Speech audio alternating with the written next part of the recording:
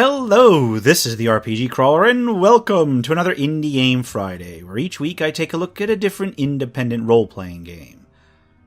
This week we're going to step into the dungeon crawl genre and examine The Keep. Developed and published by Cinemax SRO, it was released on Steam on March 16, 2017, and is available for $14.99 US. A brief demo is available, from which the footage for this review was taken. It was apparently released on the 3DS back in 2014, and so this is a port. The Keep is a first-person, single-player dungeon crawler with gameplay vaguely reminiscent of action dungeon crawlers in the vein of Grimrock, Eye of the Beholder, Dungeon Master, and so forth. It is, however, limited to just one character, to which you can assign a few skill points at the outset, but aside from level progression, is not really customizable.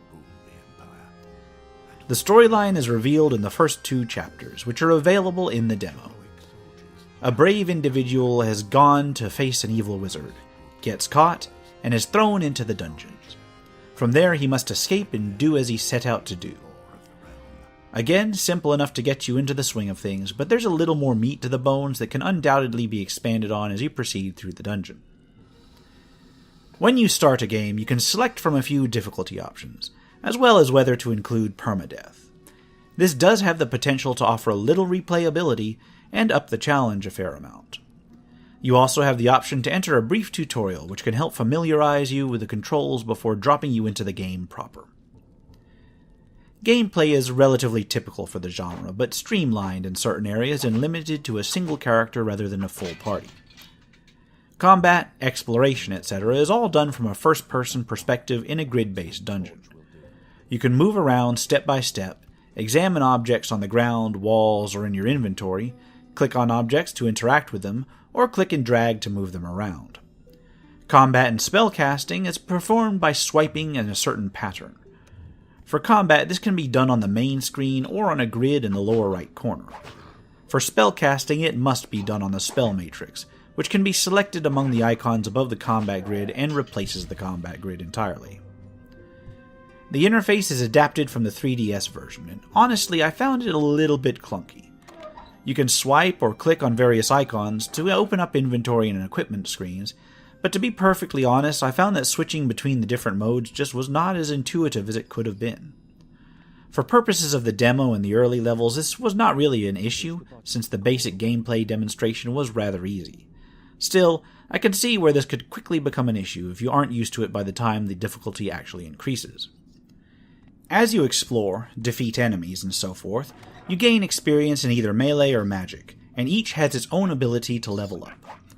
There is no class system, so experience is gained entirely by what combination of attacks or spells you decide to use. Combat is done in real time, so opponents move, dodge, attack, and so forth all at the same time that you do.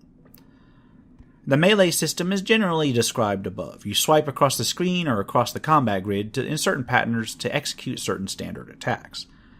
As you engage in different combats, you build up combo points, which can unlock more powerful moves.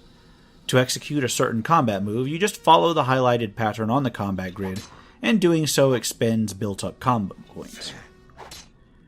Spells are cast similarly by putting the grid in Spell Nexus mode. You arrange runes that you've acquired on the grid, and swipe through them in the particular order indicated to cast certain spells.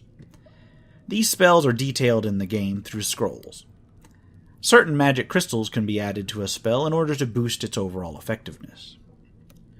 The environment itself consists of the usual mix of destroyable objects, levers, keys, and keyholes, pressure plates, traps, walls, and gates that you'd expect from this genre, which can combine in different challenges and puzzles.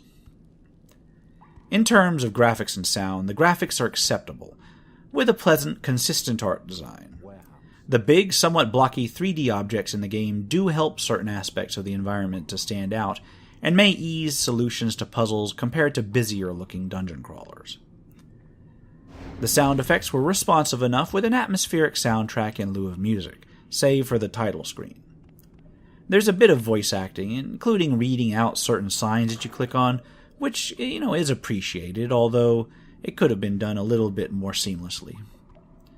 I will say that the combat style of swiping was a little bit on the clunky side, in addition to just using the majority of the rest of the interface. And while the limited playtime I had with the game means that I'm not going to be able to comment too much on the overall challenge level, what I did see of the puzzles and the need to tailor it to a single character means that it just seems a little less hardcore than other current offerings. Still, this is a pretty nice little dungeon crawler, more in-depth than other light dungeon crawlers, but not quite up to the level of other modern dungeon crawlers.